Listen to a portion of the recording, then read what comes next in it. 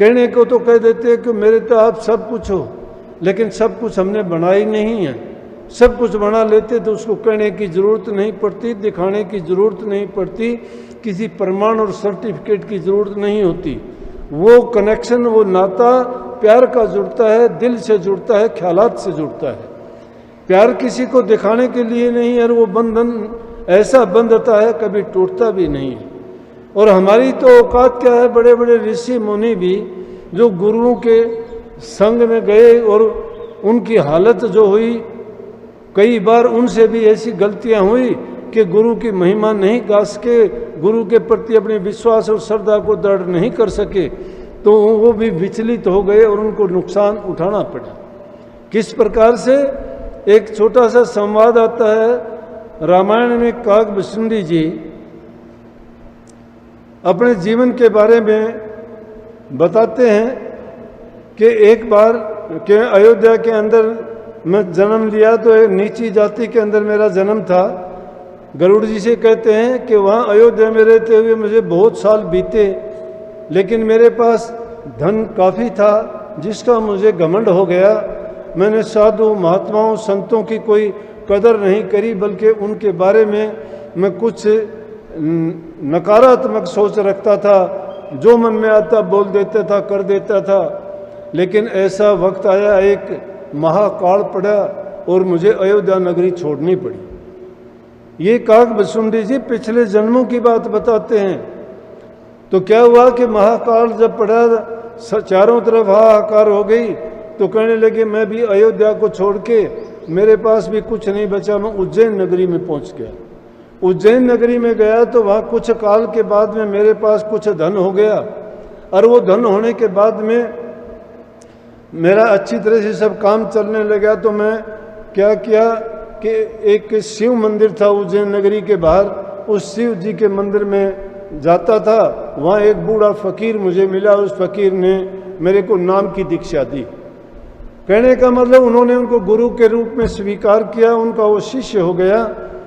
और उस बूढ़े फकीर से नाम की दीक्षा लेके क्या करता, कहने लगे मैं मंदिर में जाता और वहाँ जाके मंदिर में ध्यान भी लगाता, और गुरु ने जो बताया था उस मंत्र का जाप करता था। बड़े काफ़ी टाइम में लगाता था। तो एक दिन क्या हुआ कि मैं जब जाप कर रहा था, उसी वक्त में मेरे गुरुजी वहाँ आए, और जब गुरुजी आए तो मैंने गुरुजी को देख के आदर और सत्कार नहीं दिया। मैं गुरु को देख के उठा नहीं, मैंने उनको देख लिया, मैंने जानबूझ के ऐसा किया, निरादर किया गुरु का। मैंने इज्जत सम्मान के रूप में खड़ा तक नहीं हुआ, बंदगी तो करना दूर की बात। तो कहने लगे, उसी टाइम मंदिर में एक आकाशवाणी हुई बड़ी जोर से, और उस आकाशवाणी में ये बात थी कि अरे दुष्ट, तू बहुत घटिया किस्म का इंसान है, तूने तेरे गुरु का निरादर किया है, तूने जानबूझ के, तुझे पता है, और तेरा गुरु आया, तू उसके सम्मान के लिए उठा तक नहीं, तूने बंदगी नहीं की। जिसने तुम्हें सब कुछ सौंपा, जो चीज़ इस संसार में कहीं नहीं मिलती है, वो गुरु ने तुझे सहज में दे दी, जिसके बदले में गुरु ने तेरे से कुछ नहीं चाहा। गुरु कुछ शिष्य से चाहता नहीं है, चाहता तो शिष्य है, लेकिन उसके बावजूद भी गुरु का उपकार देखो कि शिष्य के हित के लिए कबीर साहब लिखते हैं, कबीर गुरु सबको चाहे, और शिष्य कबीर गुरु सबको चाहे, लेकिन शिष्य नहीं चाहता किसी को भी। चाहिए शिष्य को कि वो सब कुछ चाहे, लेकिन चाहता गुरु है। गुरु शिष्य का हित करना चाहता है, लेकिन फिर भी शिष्य समझता है कि गुरु से मैं सब कुछ हासिल कर लूं, लेकिन मुझे कुछ ना करना पड़े। जब ये आकाशवाणी हुई और गुरु भी वहाँ मौजूद था, तो कहते हैं काकभूषुंडी जी कहने लगे, मैं कांपने लगा थर थर, और मेरी हालत को देख के मेरे गुरु को बड़ा दुख आया। जिस गुरु का निरादर किया, जिस गुरु के सम्मान में खड़ा तक नहीं मैं हुआ, वो गुरु मेरे ऊपर जब ये आफत आई तो मेरे गुरु को बड़ा दुख लगा, और वो हाथ जोड़ के कहने लगे कि हे प्रभु, ये अनजान है, ये नादान है, ये कुबुद्धि है, इसको समझ नहीं है। ऐसा इसके साथ ना कीजिए, इसको बख्शो किसी तरह से।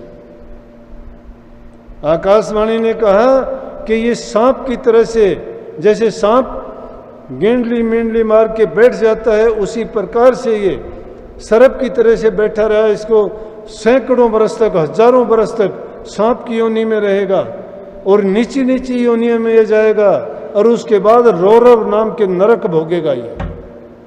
जब ये बात सुनी तो गुरु कहने लगा, ये नादान है, ये अनजान है, रहम करो इस पर। इससे जो कुछ हुआ अनजाने में हुआ, मैं आपसे इसके लिए माफी मांगता हूं। ये गुरु का हृदय है और वो शिष्य का कर्म है। शिष्य ऐसी गलतियां करता है फिर भी गुरु उनके लिए बुरी भावना नहीं रखता। शास्त्रों में इसीलिए कह दी कि संत हृदय नवनीत समाना, कि संतों का हृदय घी के समान मुलायम होता है। परंतु घी नहीं, घी की मुलायमत भी उसको हम गर्म करेंगे ताएंगे तो ही उसका चिकना पड़ाता है। अरे गुरु तो किसी का दुख देख के ही पिघल जाते हैं, उनको करने की जरूरत नहीं है।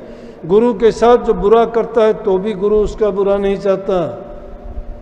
गुरु ने अपने शिष्य के लिए माफी मांगी तो दोबारा से आकाशवाणी हुई कि आपको देखते हुए और आपकी ये वाणी सुन के मुझे इसमें तो कोई नहीं, इसके कर्म को देखते हुए तो नहीं, लेकिन जब आपने इतनी ये दर्द भरी आवाज़ में इसके लिए मांग की है कि ये अब विधान है कि मैंने जो कह दिया वो खाली तो नहीं जाएगा, लेकिन इसको महसूस नहीं होगा, ये योनियों भी भोग लेगा और नरकों में भी रह लेगा, फिर उसके बाद ये फिर इसको अच्छी योनि मिल जाएंगी। तो काकभूषणी जी कहते हैं कि मैंने वो रौरव नाम का नरक भी भोगा, मैं सांप की योनि में गया, गंदी मंदी योनियां मुझे भोगनी पड़ी, लेकिन मुझे उनका दुख महसूस नहीं हुआ। और उन दुखों से छुटकारा किसने दिलाया? मेरे गुरु ने दिलाया। मेरी गलतियों को गुरु ने अपने ऊपर ले लिया। मेरे पापों को काटने के लिए उन्होंने प्रभु से स्वयं प्रार्थना की